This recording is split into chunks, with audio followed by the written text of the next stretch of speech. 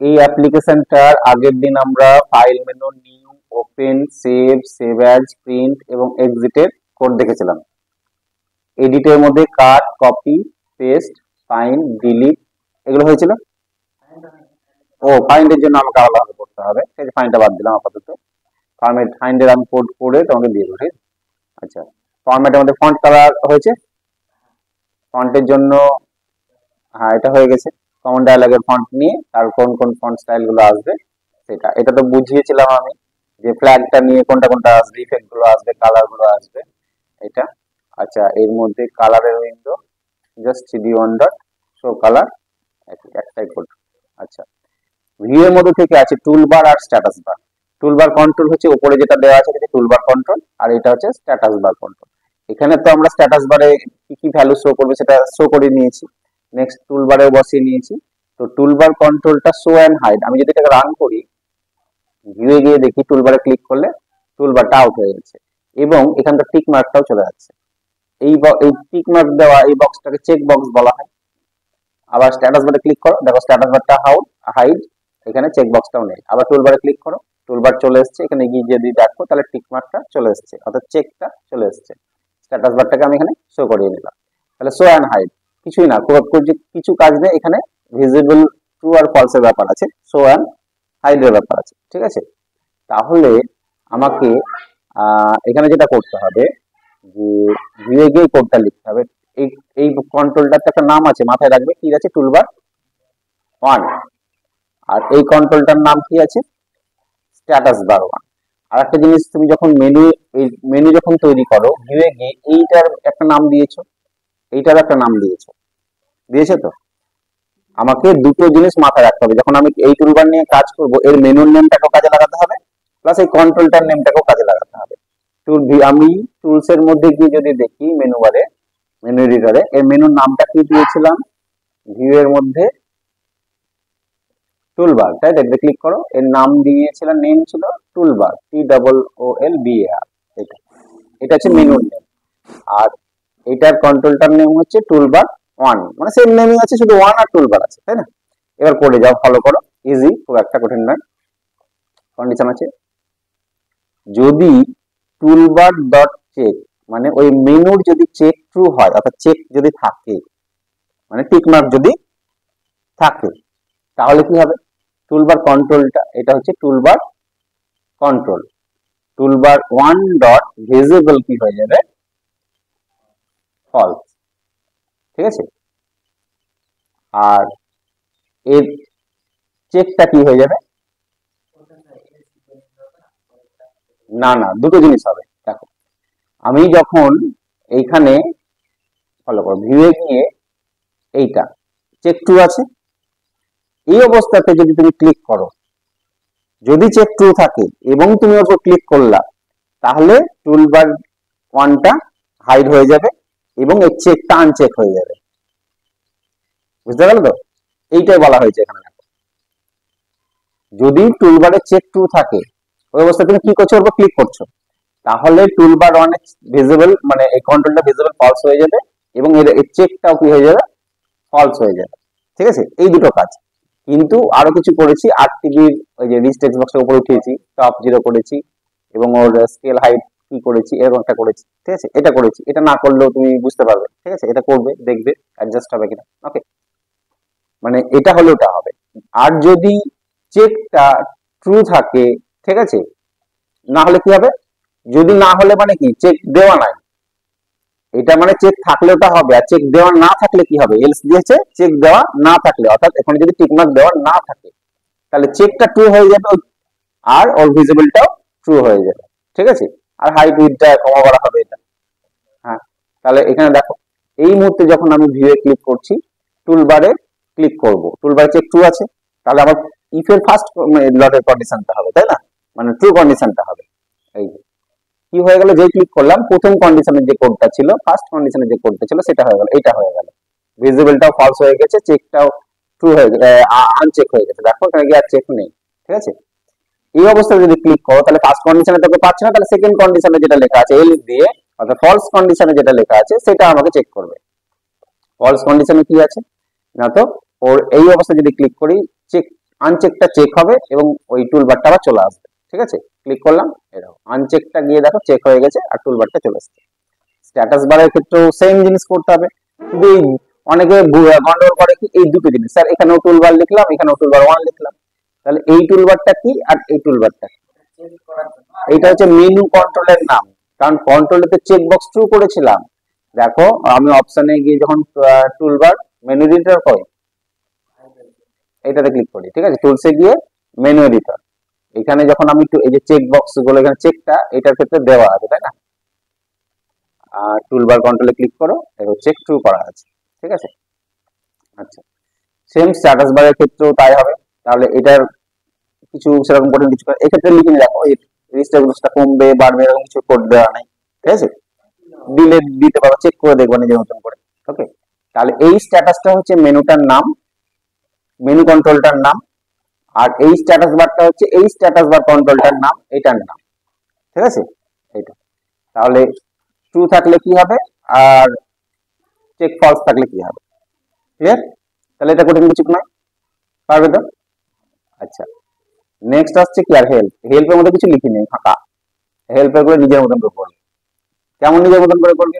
ধরুন about, about মানে তোমার এই অ্যাপটা সম্বন্ধে তুমি কিছু একটা নোট একটা ফর্মের উপর লিখে রাখবা, একটা ফর্মের লেভেল নিয়ে টেক্সট নিয়ে লিখে রাখবা। আমি একটা দেখাই তোমাকে, এই যে তুমি নোটপ্যাড খুললে যখন হেল্পে গিয়ে অ্যাবাউটে যাও, অ্যাবাউট নোটপ্যাড যদি বুঝতে পারছো তো, লেখা আছে কিছু, এগুলো কি, এগুলো তো একটা ফর্ম, ফর্মের পরেও লিখে রেখেছে উইন্ডোজ 7 এটা হয়েছে এটা হয়েছে এটা হয়েছে, ওকে বাটন বন্ধ হয়ে গেল। তো তোমার অ্যাপ সম্বন্ধে ইনস্ট্রাকশন তুমি ওখানে লিখে রাখতে পারবা।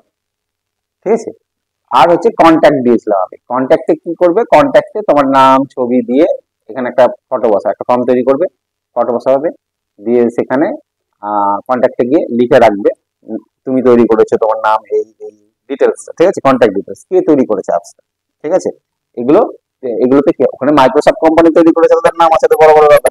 এখানে আমার পার্সোনাল যখন আমি একটা স্টুডেন্ট প্রজেক্ট যখন সাবমিট করি কলেজে, যখন পড়াশোনা করতে গেলে প্রজেক্টগুলো সাবমিট করতে হয়, তুমি একটা এটা তৈরি করেছো তোমাকে সাবমিট করতে হবে।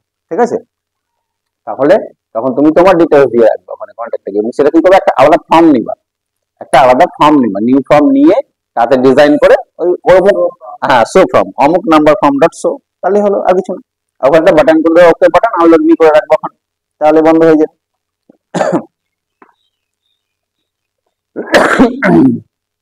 ওকে, তাহলে হেল্প অ্যাবাউট আর হেল্পের জন্য এটা নিজের মতন করে করবে।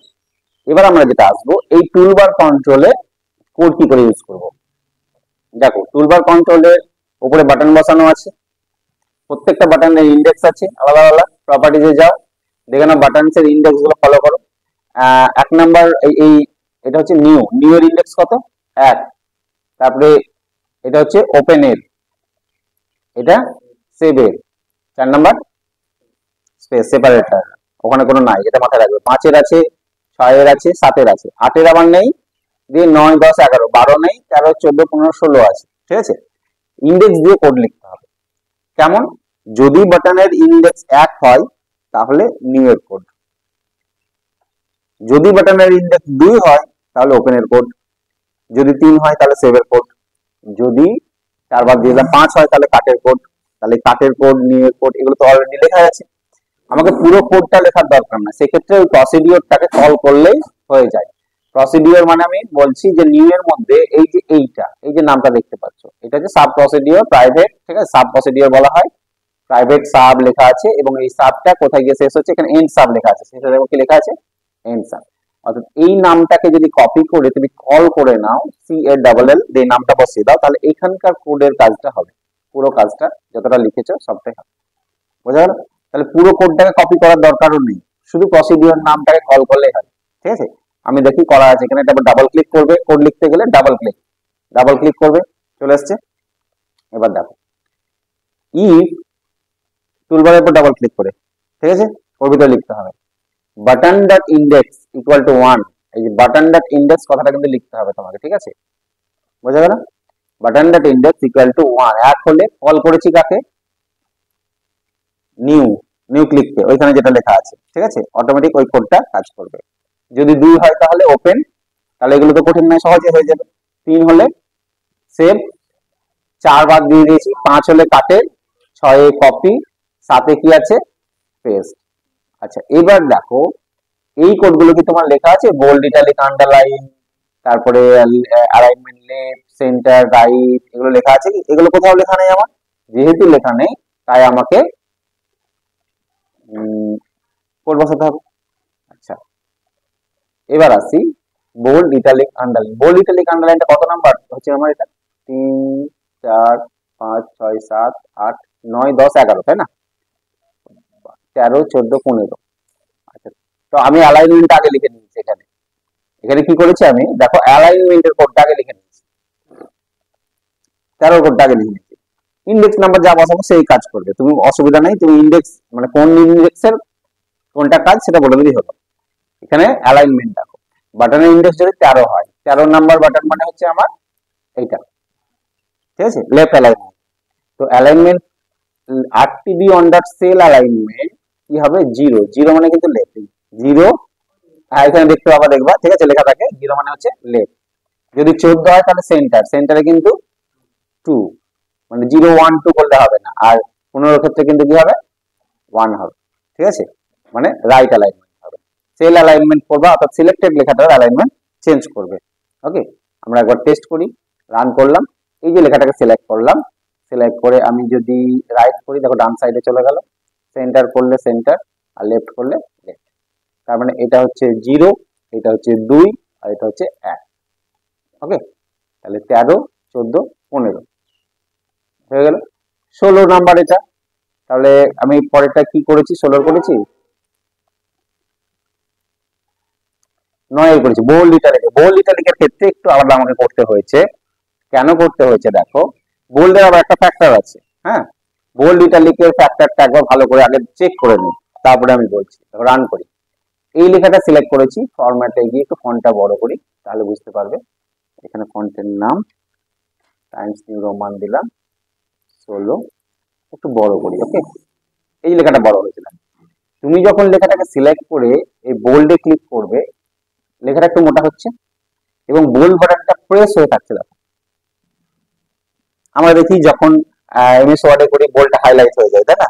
আবার যখন বোল্ডটাকে সিলেক্ট করলাম, দিয়ে আবার এখানে যখন ক্লিক করলাম আবার বোল্ডটা নর্মাল হয়ে গেল এবং এটা হয়ে গেল, মানে আনবোল্ড হয়ে গেল, নর্মাল হয়ে গেল, তাই না?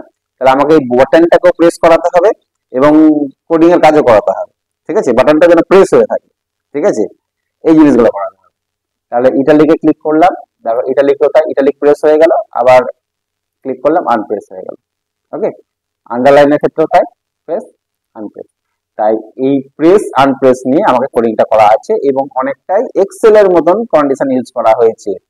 এক্সেলে আমরা ইফ লিখে ব্র্যাকেট দিয়ে কন্ডিশন কমা ট্রু ভ্যালু কমা ফলস ভ্যালু লিখতাম। এখানে ইফ লিখি ভিজুয়াল বেসিকে, কন্ডিশন দিই, দেন দিয়ে নিচে লিখি, দেন দিয়ে তার নিচে লিখি, তাই না? কিন্তু এটা এক্সেলের মতন করে ইউজ করা যায়, সেটা আগে দেখো। তাহলে বাটন হচ্ছে 3 4 5 6 7 8 9 9। তাহলে 9 কি আছে? বোল্ড আছে, তাই না? তাহলে বাটনের ইন্ডেক্স যদি 9 হয়, অর্থাৎ তুমি 9 নম্বর বাটনে যদি ক্লিক করো, এবার কি বলছে দেখো, RTB one dot sel bold. এটার মানে হচ্ছে লিস্ট টেক্সট বক্সের সিলেক্টেড লেখা বোল্ড হবে, বোল্ড হবে। যদি নট বোল্ড থাকে, মানে বোল্ড যদি না থাকে, তাহলে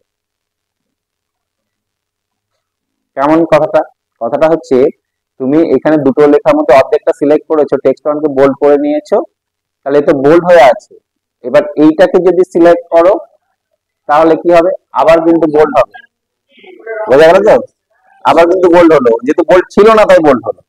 হ্যাঁ, কিন্তু এইটাকে ক্লিক করে যদি আবার বোল্ডে ক্লিক করে আবার বোল্ড হবে, ও বোল্ড হলে হ্যাঁ নট বোল্ড হয়ে যাবে, ঠিক আছে? এইটাই। তাহলে যদি না থাকে তাহলে ওটা বোল্ড হবে, বোঝা গেল? আর বাটনের ভ্যালু, এবার আবার কন্ডিশন দিচ্ছি। এখানে শুধু ইফ নয়, এখানে কি দিতে হয়? আই ইফ দিতে হয়। আই ইফটা একবার শিখেছি আমরা।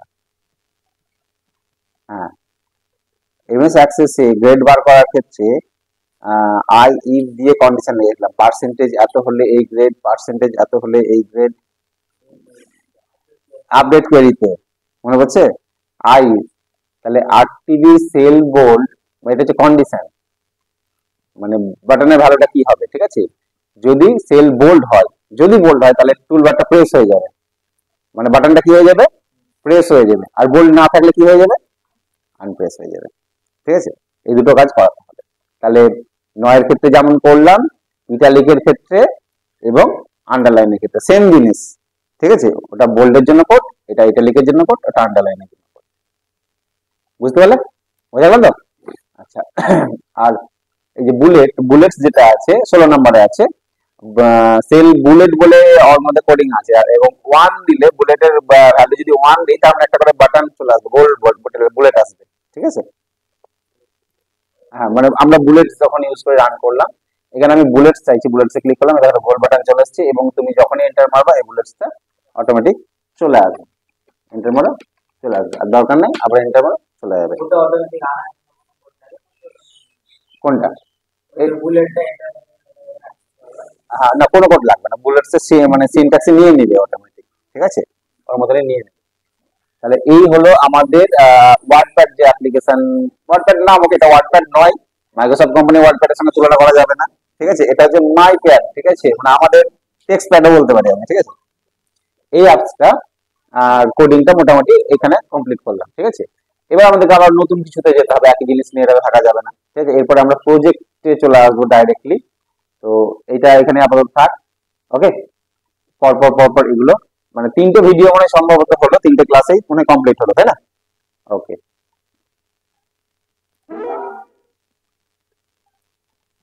স্টপ।